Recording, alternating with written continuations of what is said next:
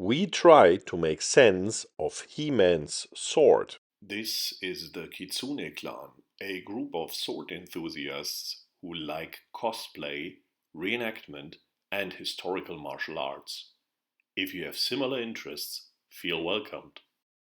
By the power of Grayskull, I hope I have the power to crack this tough nut, because it is one. We try today to make sense of He-Man's sword, and we need help with that. And this help comes from Skallagrim's video on He-Man's sword, and it comes from the anime series or the manga series Dark Paladin, and it comes from Kingdom Hearts. You don't get yet what I'm talking about? Anyway, stay with me, I will explain it over the video.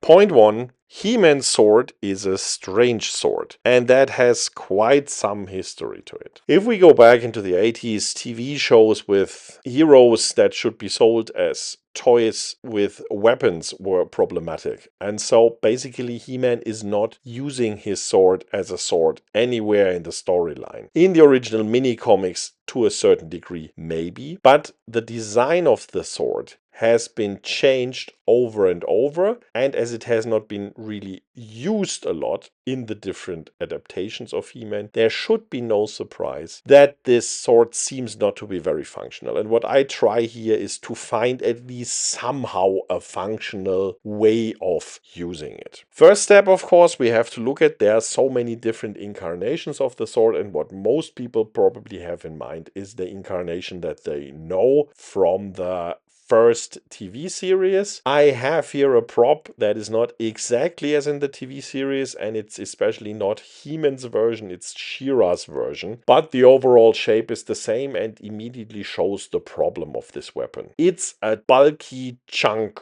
of material, and that makes it really unwieldy. The weapon is also rather short, or the prop is rather short. In the original story, the sword is also not super long, but it appears a bit longer, at least in the cartoon series. If we look at a lot of the figures, the minifigures, the swords are in fact rather short. The bulkiness is a problem in itself, and it's also not compatible with the original storyline where He-Man's power sword was only 1/2, so it was a back-to-back sword that would form together one big sword, as we know it, for example, for Chinese butterfly knives or similar weapons. So the bulkiness probably means that the version that appears in the cartoon series is the double version, so where both are together. And this thing is just a big chunk, and in many instances it would be much better to turn this thing around and use it like a club, because then you can really do something with it. As a short sword, it's somehow working, but it's not very well balanced because of all this material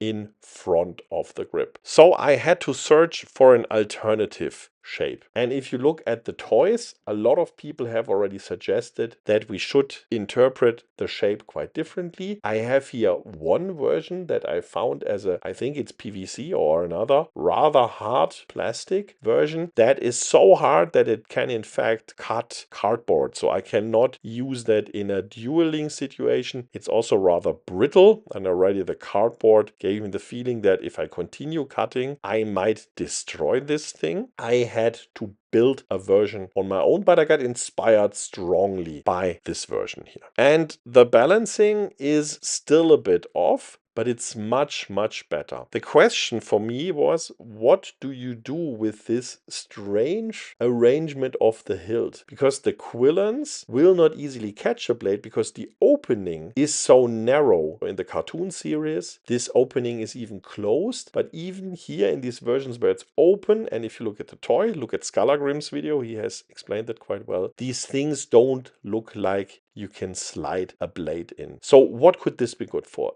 Skallagrim made the point that a later version of the He-Man sword reminded him of a keyblade. And also this early hilt could be understood in this way. So I could put my hand in front of the quillons, and the strange shape of the blade and the quillons would then protect my hand. What this does, it makes the effective length shorter, but it gives me a blade that is more or less balanced, and I can place a second hand there. Such a construction of a sword is used, for example, in Dark Paladin. I have examples here of this manga, and it definitely works. It feels strange maybe at first, but what you have now is a sword that you can use in thumbhold, and I'll link a video on thumbhold mechanics and German longsword fencing in this mechanics with the so-called mastercuts, the Meisterheue, in the description box. And that means in this way, this could be an effective sword. It's a bit short, so it could then be a bit longer, but I have here now a protected hand and a left hand that I can place on the handle as well. I had already a fantasy sword where I came to a similar suggestion. I will link this one as well in the description box. And I have to say, this is now better than a keyblade because it has a real blade. It really behaves like a sword. And I also have the second handle, so I can place my second hand there and make a real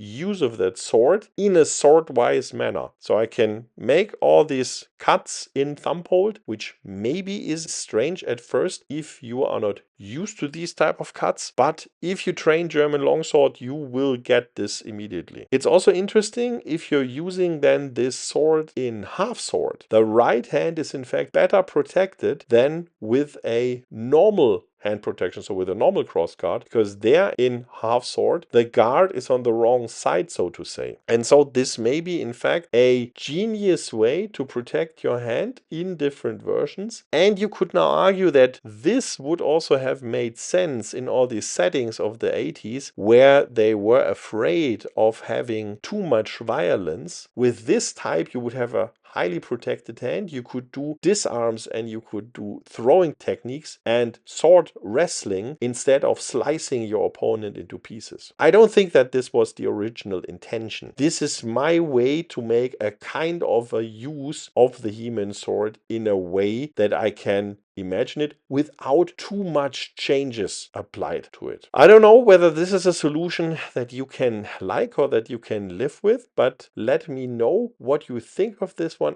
I think it is at least a plausible interpretation. Problem is, of course, the Keyblade is a very unloved thing by the sword community, and therefore I think rescuing He-Man's sword, which is also very unloved, by comparing it to the Keyblade may not be the perfect solution for most people out there, but it saves one of my childhood toys. I don't have any of the original Master of the Universe figures anymore, but I have some of the later versions, like for example the Mega Bloks versions, and I still somehow have a liking to them. And so it was a personal wish from me to make sense of He-Man's sword. Hope this was a bit of an inspiration for you and hope to see you around next time.